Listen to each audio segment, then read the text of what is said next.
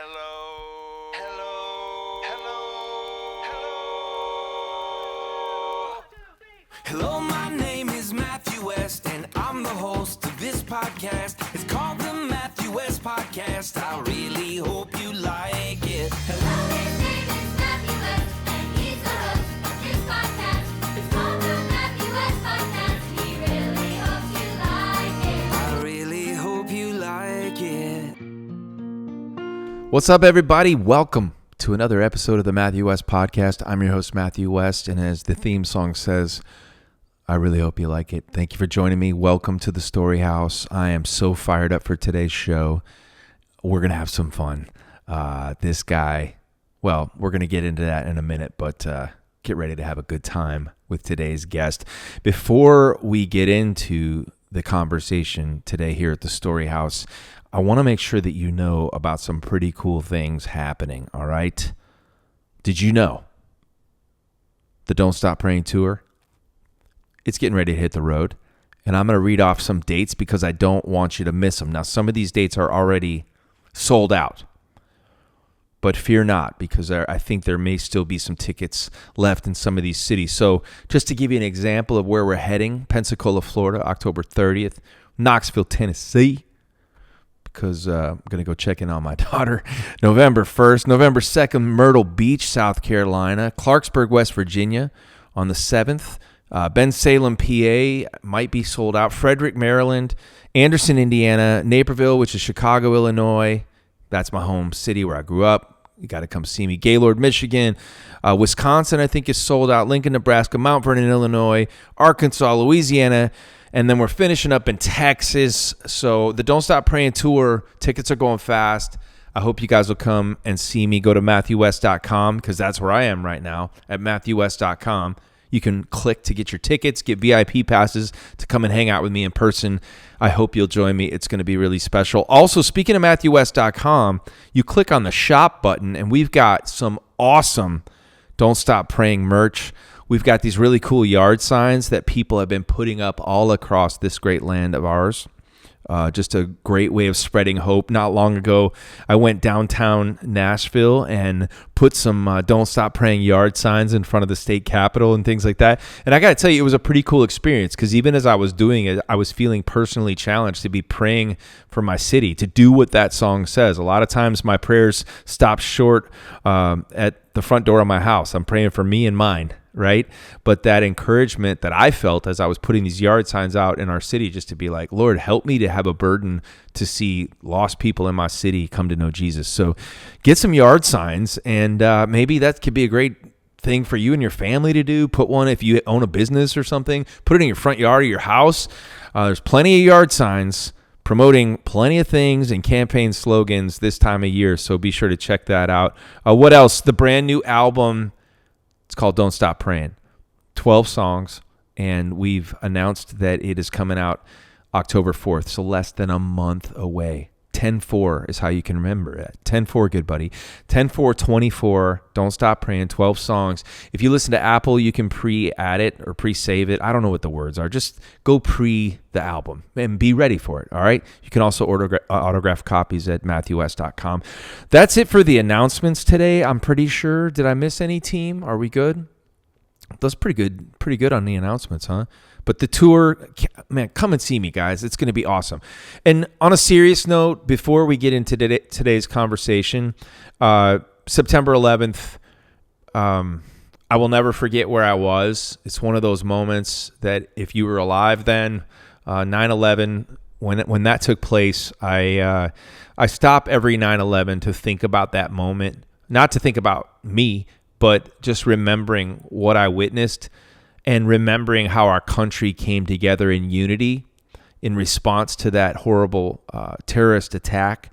And I just wanted to take a moment before we get into today's show just to say that I'm thinking and praying for the family members who lost loved ones when the Twin Towers were struck and when they fell. And I guess to say, too, that I'm feeling a stirring in my heart as I watch the news and I see people burning American flags. It's like there's seems to be a loss of love for our nation and our country these days, and it makes me mad to be honest, when I see that, and it hurts my heart. And I love this country we live in, and I love the freedom that we get to enjoy in this country.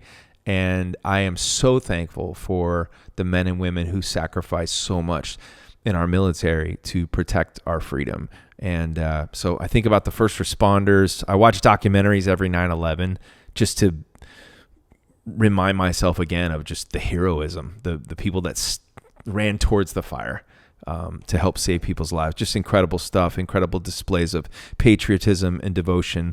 Those are some of the emotions that stir up for me every 9/11. And I guess maybe my prayer is that our nation will feel that sense of love of country once again. These are some pretty divided and divisive times, but Lord help us, and let's commit to say I'm not going to stop praying for my country as well. All right, let's get into today's show. My guest is a genius.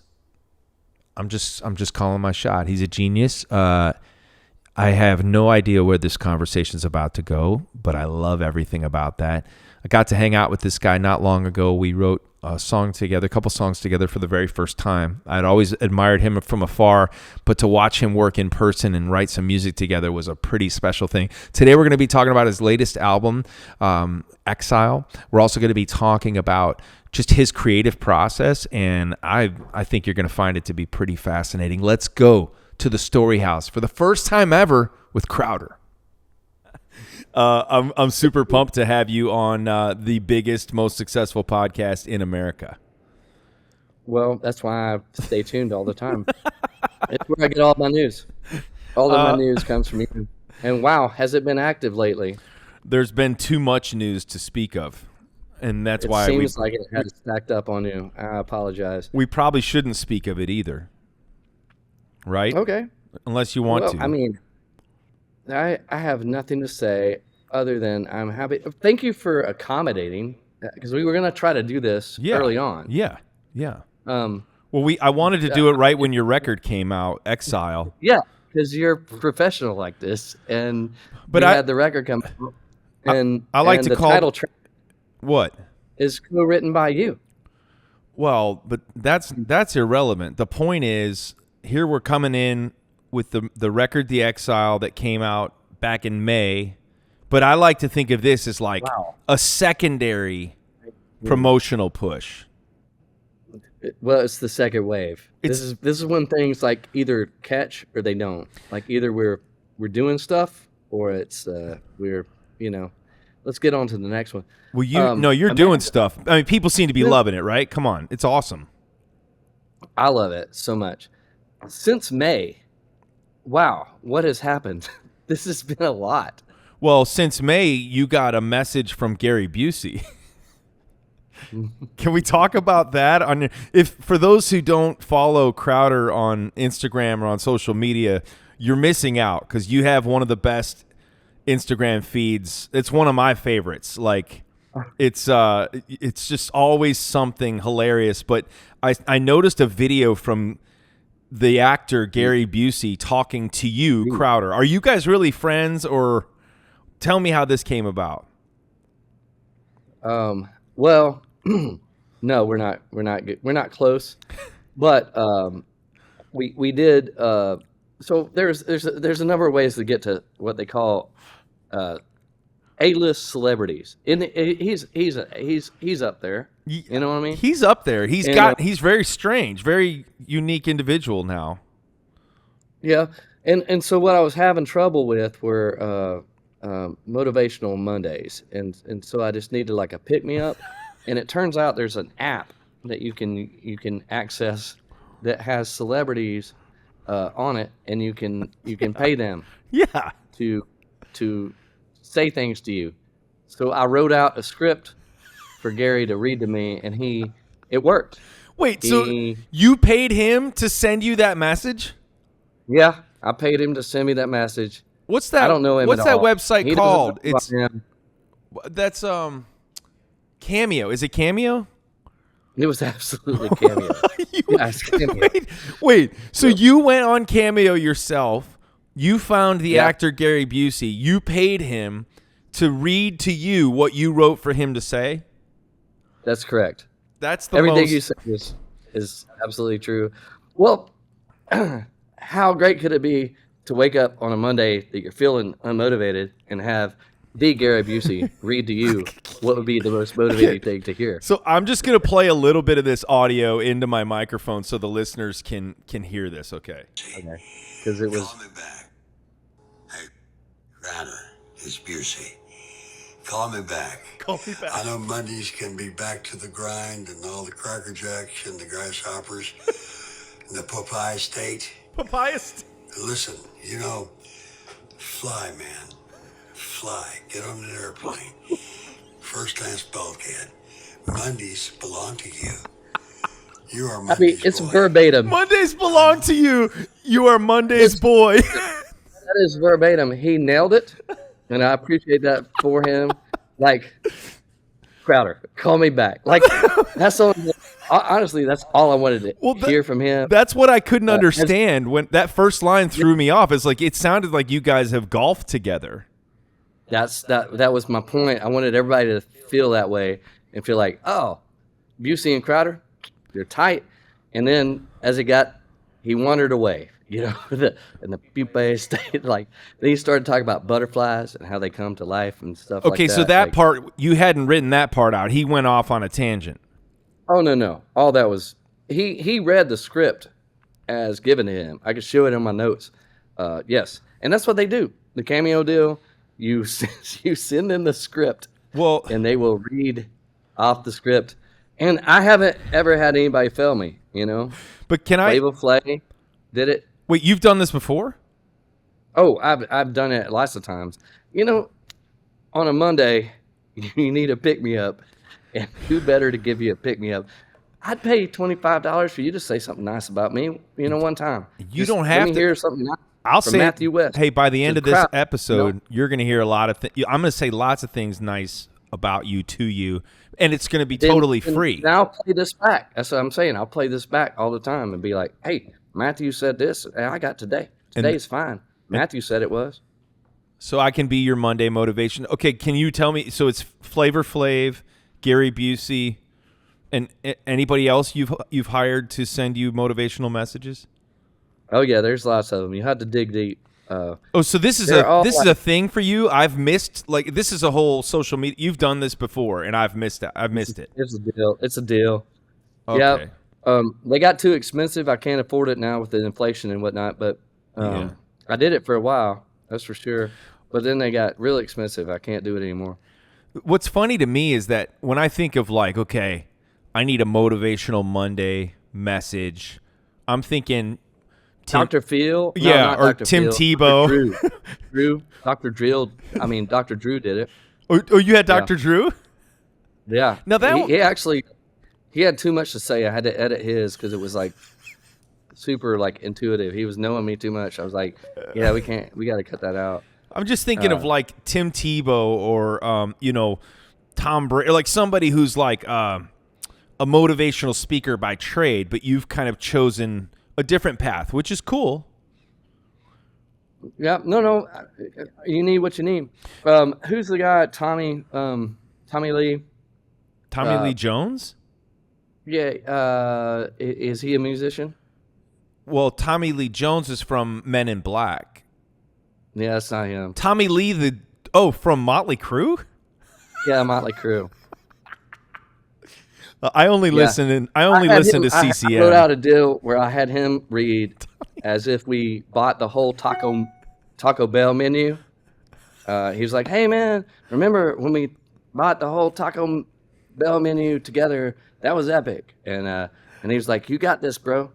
That one I hear in my head a lot. I hear his voice in my head a lot. So about how if I go we did it. if I go through your Instagram catalog, will I find? Have you posted all these, or are some of them yeah. just okay? Oh, yeah. All right, dude. they're there.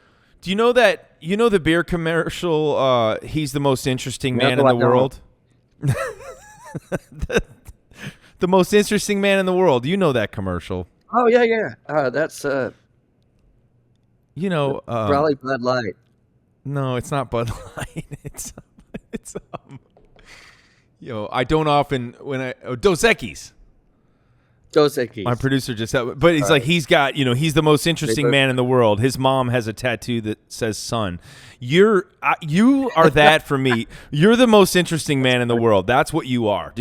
What does it feel like to be Crowder on a given day? Just tell, let me, can you when you wake up in the morning, you're like, man, I don't want to step on my feet. You know what? It's just like, it's just going to be painful. That's what it feels like? Yeah. So I just I'm going to lay here for a second. I don't want to step on my feet because it hurts.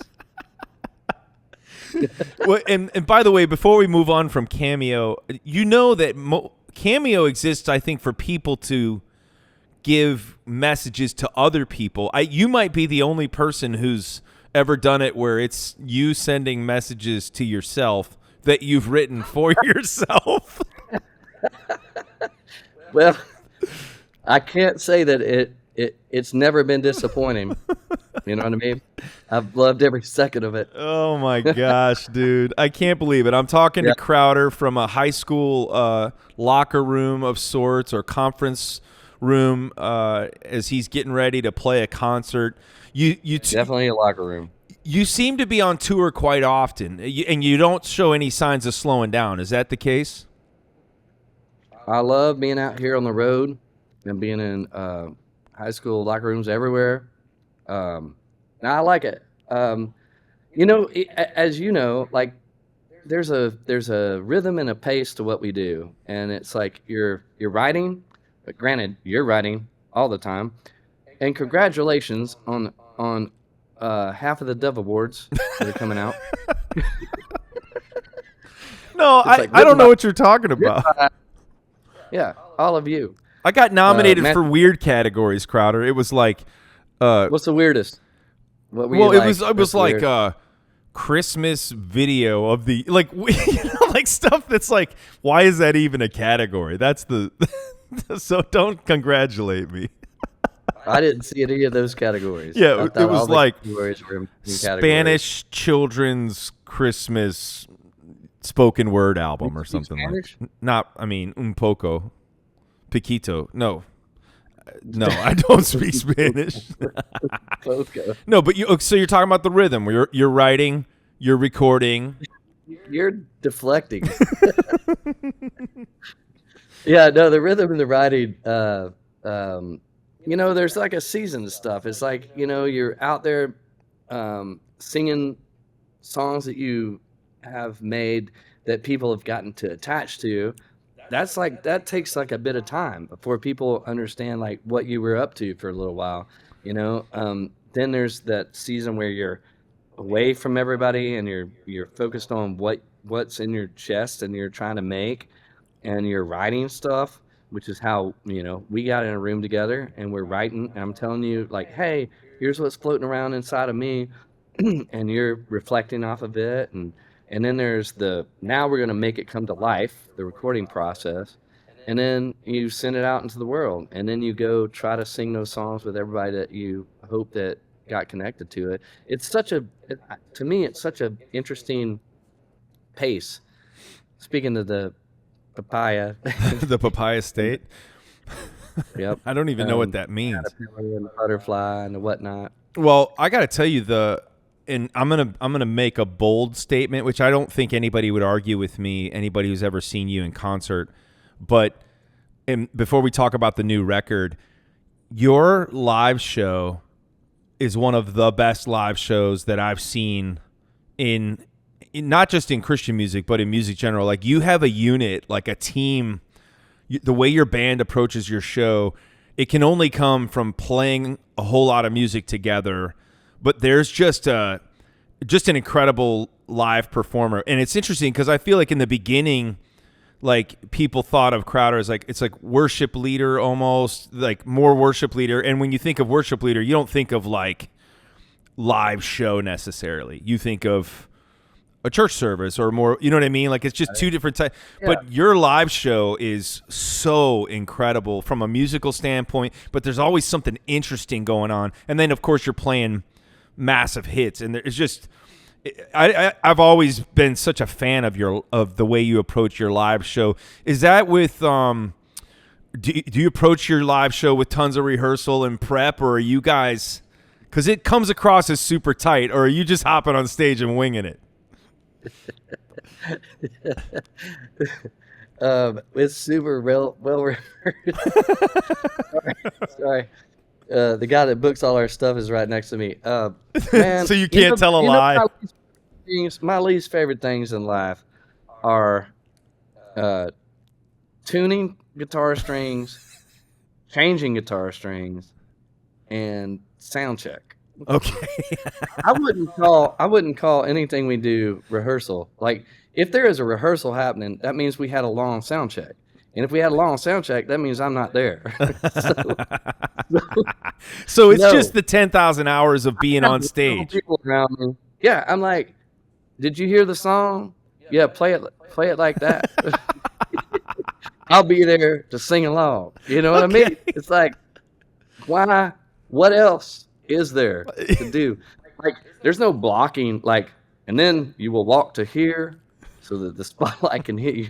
No, there's none of that. It's just, I show up, and if you think that there's a good live show, you've watched me stand pretty much in a No. very small area, and the rest of the people are amazing, and that's how we do it. You know what I'm saying? Well, Just show up, and if they're good at what they do, then I can sing it. It's like large group karaoke is what it is. Yeah. I've even got a screen on the floor. I'm just singing along like everybody else. so you don't forget the words? All right, what's the next one? Let's try that one. Let's see what happens. I like that. I like the large group karaoke. I think I might be, Matthew. I think I might be at the place that you filled in for me one time. Dude, that's what I was just going to say. And I think it was actually, it wasn't far from where you are now, actually. It was in. No, I think it might be the same thing. And one of my favorite texts I've ever gotten in my life is from you. And you were like, you were gonna do a couple of our songs. Yes. And you were talking about how he loves. Yeah. And you go, so how many times do you go, he loves us? Oh. How many times do you do the oh? You know what I mean? Yeah. Oh, You were confused. I Like, was was it 3 confused. times Yeah. or 2 times? Oh. How many O's? Well, get in there? you worship guys. You like to sing the same line over and over again for about 20 minutes. Well, but they're different. Sometimes they're 2, sometimes they're 3. I got the joke, and it was awesome. Dude, Yeah, I it was was an honor When to I fill got in that, for it's you. like, oh man, he's got this. People are gonna love him, and then I won't have a job after this. It's gonna Oh, be dude, good. I was nervous though, because I mean, like when you got sick at the last minute, and it's like you don't want to It be was that. called COVID. It was called COVID. It about tried to kill all of us. Yeah. And yeah, I'm still here. Didn't get me, but thank you for filling in. It was called COVID. Well, I didn't want to call it what it was in case it. I don't know. I didn't know what you had. Could have been asthma. Could have been seasonal allergies. I like that. It's called- What did you say? Big group karaoke, large group karaoke. That was. Large group karaoke. I guess that's what it is. I don't know. That's When how you're your in a large concerts group- feel to me. What? Well, All right. So that's tell how me it this: is. what needs to happen for you to get to the end of a set and feel like that was epic? What are the nights you walk off stage and go, "What just took place was special"? Man, that's a great question. I would think when it penetrates the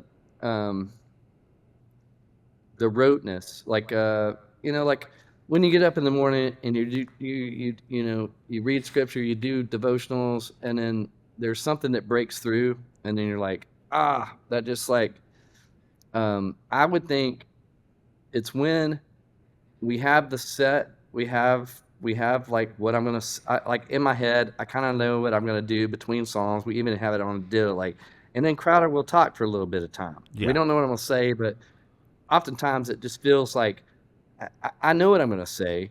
But when things go like left to center, and I get like caught up in something that it might be a song we've done like every night, and then suddenly like a thing pings, and I'm like, oh my goodness, yep, it's a truth. It's a truth that points through all of the stuff I'm supposed to be like super pro at. I'm supposed to be leading, and then when all of a sudden I feel like I'm not leading anymore, I'm in the moment with you. I in love the it. moment. Yeah. That's the and those are the moments, and they're rare. They're rare. When those things happen, even the energy on the bus after the thing, you can feel that there's a difference. There's like, oh my gosh, I feel like what we did just now is important, um, and I feel affected by it. I wish I could manufacture those things because I would do them every time, Yeah. but you can't. You just do what you know to do and what you're called to do, and then sometimes it's like the light breaks through, and man, you're affected, and Yeah. those are the best, man. Well said. I think it's like that is a challenge that when I've had you talk to a young artist who like wants to be an artist, they'd give anything to, but it's like sometimes there is a beauty like when your passion is not your job and your job's not like there's a challenge when you like when your full-time job is making music and worshiping, leading in that form where you like, I how don't do you think get it's to the that real job place? I don't think it's the job. I think the job is like a misnomer. I think it's more like when you're good at something.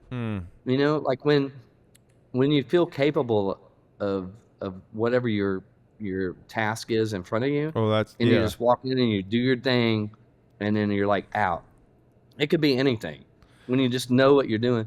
But like, like if you're a good electrician and you walk in and you do your thing, but you could get disrupted in the middle of your thing and be like, oh, and then I wound up, having hot dogs with the family that was there. I don't know. I'm just making this up because it happened. Did that 2 days happen to ago. you one time? It could be, yeah, it could be like, and then Wait. You we're were having hot dogs together. you were a plumber and you were I was not the plumber. I was the homeowner. and you wound And up having then, hot dogs with the and plumber? well, I was eating hot dogs. And I was like, you should have some hot dogs. But I'm like, maybe that disrupted things. And then you're like, oh man, we're living a good life. I don't know. This is a terrible example. No, but I think it feels like what you're getting at too is it's like when you on autopilot, like autopilot can often be similar to feeling self-sufficient, right? Like, or you're not in a place of dependence either. Like, I don't know. I guess I feel that sometimes on stage. As a gifted orator and teller of stories, like when something disrupts, but you can adapt to it. Yeah. It feels like there's something that's like organic, and there's a connection that happens that's like not rote. Yeah.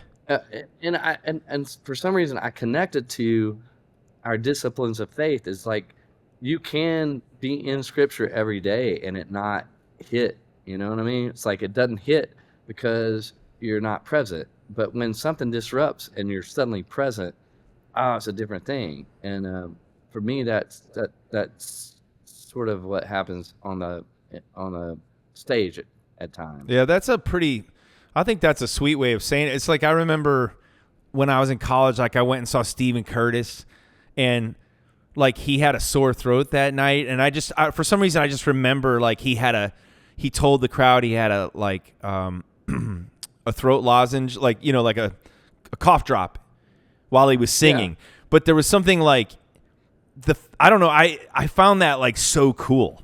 I don't know why, if that makes any sense. Like it was like, even as an audience member, like the fact that it was different than other nights and he was bringing me into what he was struggling with. Like I found that to be super engaging. You know what I mean? I don't know. Just kind of, it's really cool on the flip side for the audience, Man, on the other side, I remember as a high school kid in our youth group, we had a dude that was really popular in our Texas, summer camp sphere of things. He was like the musician.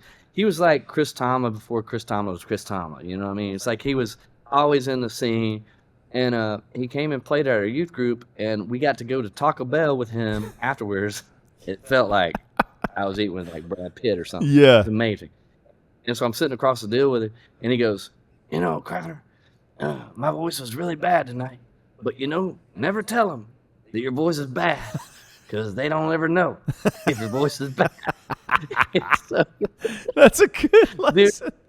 dude, I have held on to that forever, and now you're telling me that Stephen Curtis Chapman, the legend, can just say, "I'm sorry, my voice is bad. I got a throat lozenge," and then it's like, "Oh, I love you." And for some reason, I loved him.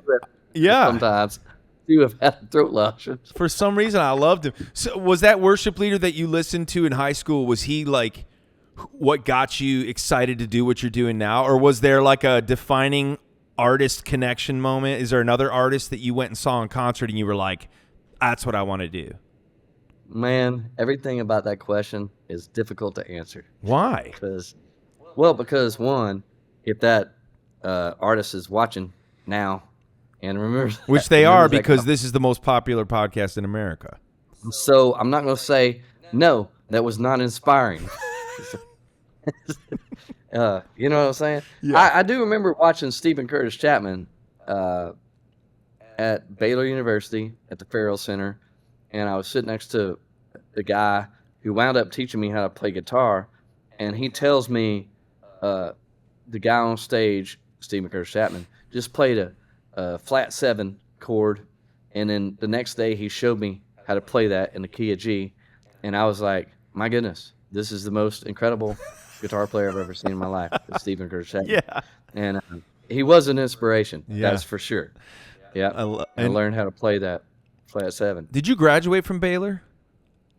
Nope. I'm still hoping for that. Will they give you? Wait, do you know, like an honorary, you could be an honorary doctorate. That's what I'm talking about. Well, how many Whenever credits they away give are the you? thing, Do you know how many credits you still need, or how many years? And I started. It's not that many, but they apparently it's too much. How have you not gotten an honorary degree? I don't know. I'm on all their brochures and whatnot, and in fact, I'm on the board of Christian Music Studies there. Wait. So they're. You're kidding Yep, me, and you don't have an honorary nope. degree? I don't know. Do I need think to make it's really a phone tough. call? I think it's really tough. Baylor is a really high-level university, and they don't just give stuff out like this. You know what I'm saying? Would You gotta you- really prove yourself, and music theory is hard. It's hard out there. Would you There's a say lot of- you've been a lot of exiled from words. Baylor? And there's a lot of notes to be played, as far as I can tell, about 12 of them. So anyway, you got to figure out how to play all the notes and really apply yourself and get ahead. But you're good enough to be on their brochures. I'm hungry. That's why I'm still out here working. Baylor, sick 'em. Sick 'em. You missed my joke. I was trying to bring it back to your album promotion, saying, would you say you've been exiled from Baylor University? Oh. But now I had to say No, it twice, I would and it's not not very say that funny. ever. They are super embracing. I embrace them, and we are Baylor for life. Yeah. Well, let's hope. I mean, I've gotten to I meet paid Scott school Drew, loans. the coach Had at school loans. the Baylor basketball coach, Scott Drew. I've met him a couple times. Have you ever met him? Dude, that guy is awesome, right? He is energy. We got to be able, between you and me and this podcast, which is the biggest podcast in America, I think we're going to see some movement here. And just like the Israelites, you might enter into the promised land of an honorary degree. I would do that so much. I got to show you something. Somebody really cool sent this cool package to me. I want you to see this. Oh. Yes, You see this? dude, I so see that. Bro? Did it make you happy? No, I have to tell you, this is one of the, if not the coolest promotional, like, marketing I've ever seen. And I need you to tell me, because I know you've got a show to do, so I want to be sensitive to your time. But I need you to tell me, as we begin to talk about Exile, where this idea. So, 2-part question: where did this genius idea come from? This survival kit, and number 2, how did you know that we were heading into the end of the world because the world's gone crazy? How did you? But I'm telling you, everything was wrapped up in survival kit. Look at this.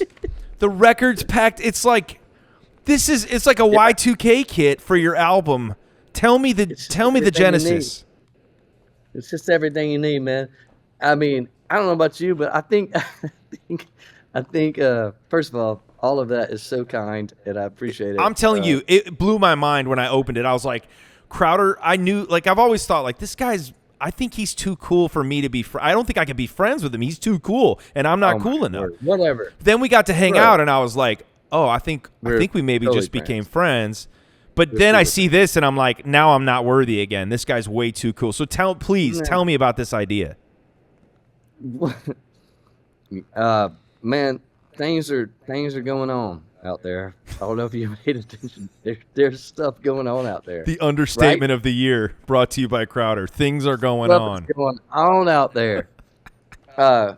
Anyway, I wouldn't call myself a futurist, but or doomsday prepper. I mean, things were not hard to predict. Man, I hope the thing I love about the Exile album. So the Exile album it's speaking to displacement when you feel like things are awry, and you just look around and you're like, man, we're not where we're supposed to be. That's the whole thing. Like, it started with Genesis, like in the beginning, and then suddenly we're walking and talking with our Maker, in perfect communion, and then we mess it up, and what happens is you get booted, and the whole arc of the narrative is, how do we get back into communion with our Maker? So we're in the middle of what it means to be in a place that God did not intend, and I just don't think that you could pick a better moment in my lifetime to just drop in, like, hey, you need a survival pack, because who knows, man, dude. And you know what you need is a good pair of socks. There were socks in there. There's a beanie in. I mean, everything you need to survive. Socks, beanie, and a copy of your album. A good pair of socks, and you're fine, man. Totally great. I was just blown away with. I mean, tell me, did your wife have a hand in this thing as well? Because she has. Tony, my wife. Dude, the rations. That was amazing. Yeah, dude, she's the brain behind everything I've ever done. If you've seen anything smart, it's her fault. If you've seen anything not smart, that's my fault. But she's like got a designer's eye too. So this had to be her, and this has her fingerprints on it.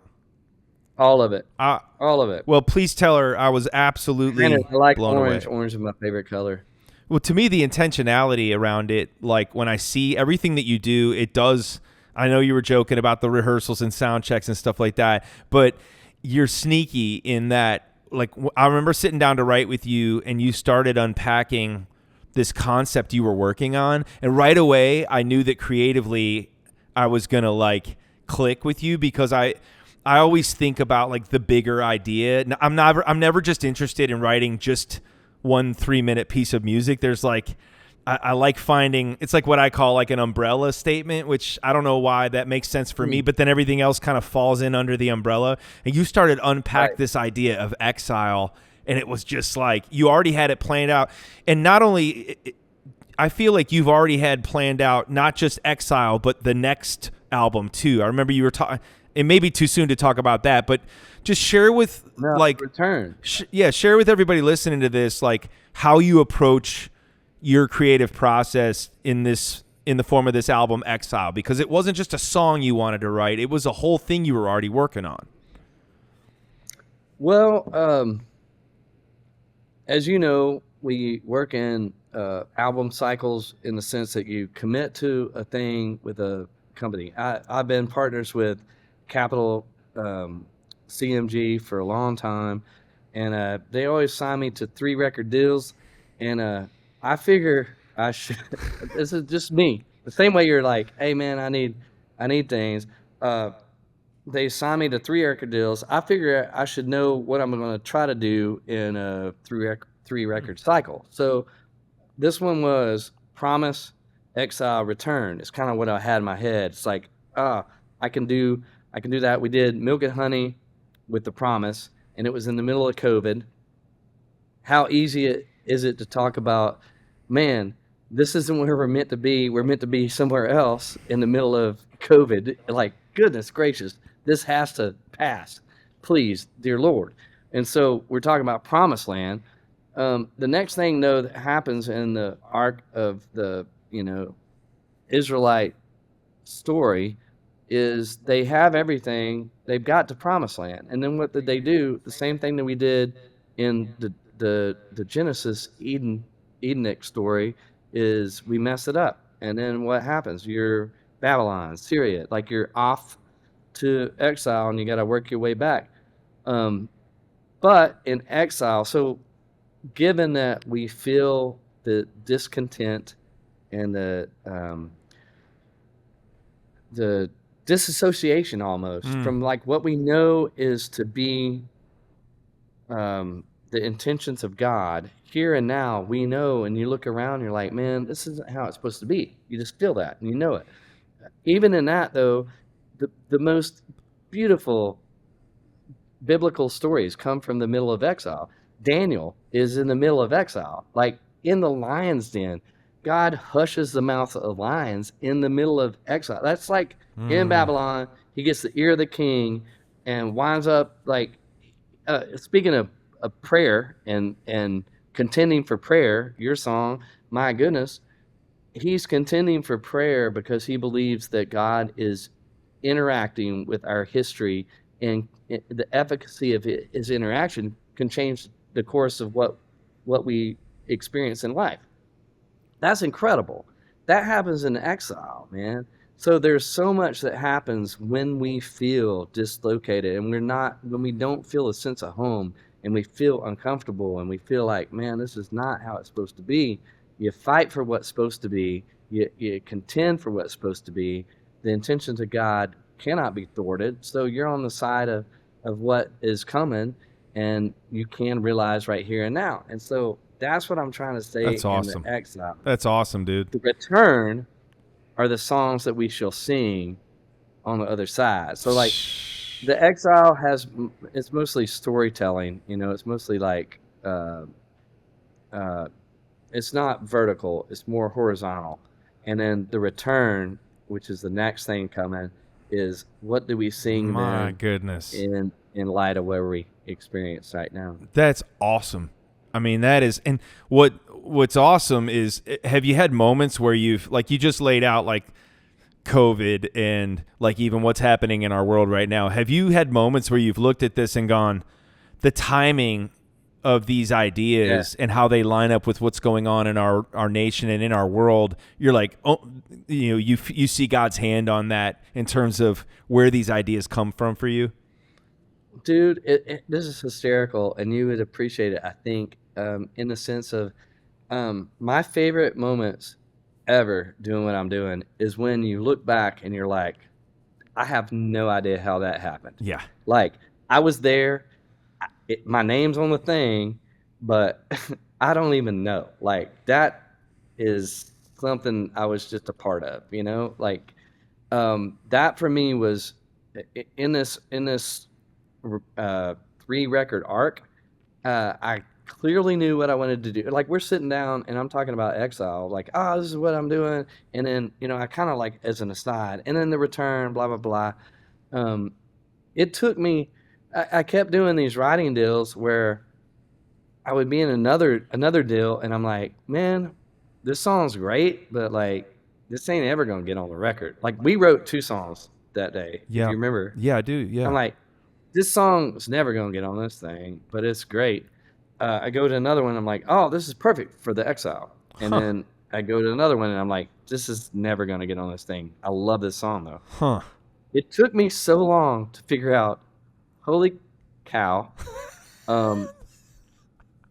these 2 albums are coming at the same time. Oh, really? Yeah. I'm like, so I wrote 2 albums at once, and I did not know I was writing 2 albums at once. And as you started to look at it, the ones that you were like, there's no way this works on Exile, actually were starting to work for the return. Oh, dude. I am so dim, and I'm a professional. I love it. it for so long, trying so hard, and it took me so long to go, oh my goodness, like But see, I had even been saying like and then there's going to be the return. Like I even knew what the return was, and I still can't see these all fit to the return, dude. this is why and so people that's love. what I'm saying. It's the best when you look back and you go, I was barely there. Like I was trying my best. I was doing everything I could, but Yeah. I have no credit to take for that. Well- No blame either. Don't blame the Holy Spirit for that kind of thing. It ain't his fault. Yeah, well, Our fault. because if it seems like you're right on schedule in terms of predictions. So the return, when you might want to let us know when that's coming out, so we can get our We're survival. going sweet by and by, baby. Jesus is we're coming outta back. here. You heard it here first. But Come quick, Lord Jesus. Come through. dude, no, Yeah. but this is why people love your music and love fall. It's like it's not just in a world where we're like, I'm gonna listen to a playlist and I'm just gonna kind of passively listen to whatever song plays. Right? There's that what the industry calls it, that lean back listener versus the lean forward. But like when it comes to your music, they can they can take a journey with you that is well thought out from inception to completion. And even what you were saying, what sticks out to me is when I asked you, like, what are the moments where in your live show where you walk away going, that was special? It's like you talked about disruption there, or like when you know what I mean? It's almost like not unlike Right. what you were talking about with Exile, about so much happens when we feel like it's not how it's supposed to be. Like for somebody listening right now, because I guarantee you everybody listening to this show has at least one moment of one part of their life, one chapter of their story that seems undone, that seems like, you know what, that relationship with my family member is not the way it's supposed to be, or you know what, this journey with my addiction is not how it's supposed to be. My job situation, I feel like in some sort of exile in some way or another in our lives, but to kind of lift our eyes up and look for the Daniel moments like you just talked about, like the epic, amazing parts of the story that are written during the exile seasons. Like you just took what we associate as a hopeless season, 40 years of wandering in the desert, and you just helped us see the light of hope on that and go, okay, how might God be working in this part of my exile right now? That's powerful stuff, dude. That's gorgeous and well said, my friend. And that's awesome. That's why you don't have to pay me for Cameo, because I'm your anytime you need Monday motivation, just call me and I'm going to say, Crowder, Hit you up. you're good enough, you're smart enough. You go feed a hot dog to a plumber today, buddy. You've got this today, my friend. Hey, I know that Incredible. I was going to say, I know that you've got a sound check to go to, but we've discovered that you don't show up to sound check. So, but I do know that you have many things going on because you're a busy man. So many things. I things. just wanted to say, I've been looking forward to this, and I loved getting the chance to know you over the years and hang. I loved getting the chance to write, and I feel like I got an inside. It was it Bro. took so long for us to do that, and I loved it. I mean, your listeners, or what do you call podcasters? I mean, should I have a nickname for them? The people hearing us now The or watching us now, y'all have no idea. Matthew West, you are a gift to the planet, and my goodness, your gifts are like so deep and Oh, beautiful. thank you, buddy. I was so honored and privileged to be in the room with you, and that was like one of the most fun, easy. Right, so like I said, we sped through like 2 songs in like no time at all. I loved Man. every second of it. I was so inspired by your whole concept, and I can't wait for us to write again. I want you to write with me someday for one of my records, if you'll ever do that. But I can't wait for us to write again. In the meantime, dude, everybody, this is the second push for the Exile record before we get to the return. This is the one. This is the one. I want everybody to go listen to Exile. Listen to it from top to bottom. Last question for you Yes, sir. because this is me. I got the heart of an artist. I want you to tell the listeners which song they need to make sure. It may not be the song on the radio, but like, don't sleep on this song. Don't sleep on it. Like, it could be track 9, track 10, but is there one song where you're like, gosh, I know this isn't going to be a single, but I sure hope people listen that far. Yeah, there's a song on here that says in the second verse, and you as a songwriter, you would have been like, I don't think I'd have written that one. I think I'd probably like put that one aside. Winner, winner, chicken dinner. You'd be like, I mean, that's funny, but I wouldn't like put it in a song though. Yeah, find that one. That's a good track. All right, that's what we call an Easter egg, if there ever was I one. don't know the title of it. I can't remember the title of You it. can't remember the title of the song. but Okay, that's so on there. everybody Second verse. go listen and try to find the line "Winner, winner, chicken dinner." If there was ever an artist who could put that line in a song, it's either Crowder or Zach Brown Band. So congratulations. As you guys can tell, he's the creative genius. You've just taken a 46-minute and 28-second journey inside the mind of Crowder. Crowder, have a good show tonight. Congrats on the record. Can't wait to hear the third of this trilogy that you've created. You're awesome, man. Man, you are more than that. Thank you, though. It's wonderful to be with you. I wish I was in your space, dude. We'd hug and stuff now. It'd be He goes, "You're more than that." Oh, dude, you're awesome. Thank you for doing this. I know you got plenty of things going on. All right. Hey, have a good show. Is that really the show that I filled in for you? I think it might be. I feel like it is. I really do feel like this is. Will you tell the people then- I said hello, would you? And, man, Tony, my wife was like, there is no other art. Like you were texting and you were so like worried about it, and man, it meant the world. That I hated not being there, and then you were doing your deal, and you're like, you're just the best, bro. Oh, dude. You're an amazing person. You're more than that, Crowder. All right. Awesomer. I'll see you later, man. Bye, bro. See ya. He's my dad. He gives good advice, and that's why he's got his own segment called Dadvice. He is my dad, and he gives good advice. And that's why this segment is called Dadvice.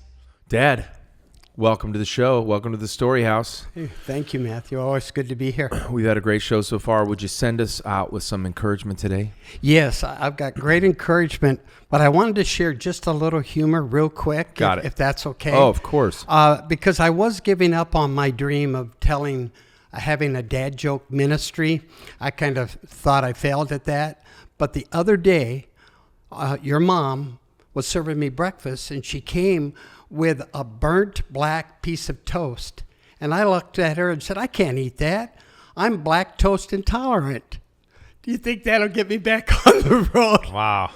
Proverbs 17:22. You can't go right into scripture after such a bad joke. Well, I needed to read the scripture first. A merry heart doeth good like a medicine. And if we don't laugh, we're going to cry. And then Did you really just come up with that on your own? I came up with that Wow. on my own. And it's like God saying, don't give up on your dream, my son. Yes. So, All right, keep going. That was good. all right, but- Lactose intolerant. But today our spiritual inspiration is on the subject of chosen. And you just released a new song from your upcoming album. And here's some lyrics to the word chosen. You have been chosen, seen, known, and loved every moment, called by your name. Yes, he knows it. So run like a child to your father. You have not been forgotten. You have been chosen. Looking at the word chosen defined is to be chosen means to be selected, marked with favor or special privileges. Two main things for us to look at today. One, we all know what it's like not to be chosen. We might get passed over for a job promotion, turned down for a loan. This topic may even bring back childhood memories of waiting to be chosen to be on the team or in a club. And I know what that's like to be the last one chosen for the basketball team. My height didn't help me. To not be chosen brings feelings of being ignored, unseen, or rejected. Feelings like these threaten to steal our self-worth. Not being chosen can lead us to a false narrative that our stories are insignificant. And then secondly, let's look at chosen. Matthew, your new song, Chosen, reminds us of what God's word tells us, that we all have been chosen by the one who loves us most. No one has to wait anxiously in line to see if he's chosen us to be his child. Knowing that we are chosen by God is a life-changing truth. It changes everything. It changes the way we see ourselves, the way we see God, and the way we see others. 1 Peter 2:9, you are a chosen people, a royal priesthood, a holy nation. You are God's special possession, that you may declare the praises of him who called you out of the darkness into his wonderful life. My dad advice for today is to be reminded that you are seen, known, loved by an almighty God who has chosen you to be his own. Ephesians 1:4, he chose us before the foundation of the world. That's awesome. Thanks, Dad. You're welcome. Hey, that's our show for today. I want to thank my guest Crowder for joining me. That was a fun conversation, and man, hopefully an encouragement to you. Maybe you feel like you're in some sort of an exile. Maybe there's a part of your life that's not quite as it should be. I'm willing to bet there's a pretty good chance that we've all got at least one of those areas of our lives. May our eyes be turned to the direction of the author of our stories to go, Lord, I know that you can do incredible things even when I feel like I'm in exile, even when life doesn't seem to be as it should be. How might God be working in your life? All right. Remember, come and see me later this fall on the Don't Stop Praying tour. I love you guys. Hope you're doing great. The My Story, Your Glory devotional book is also available at MatthewWest.com if you want to pick up your copy. We're going to be doing some really cool things at the turn of the new year with the devotional book, and I want to make sure that you have it in your hands. And, I forgot one more thing. My Christmas book, Come Home for Christmas. You guys can pick up a copy of it, and maybe it's a little too early for the holidays in your mind, but it's coming out, and I hope you love it as much as I do. Okay, that's our show for today. Thanks for joining me. Until we meet again, remember, it's your story for his glory. I'll see you next week.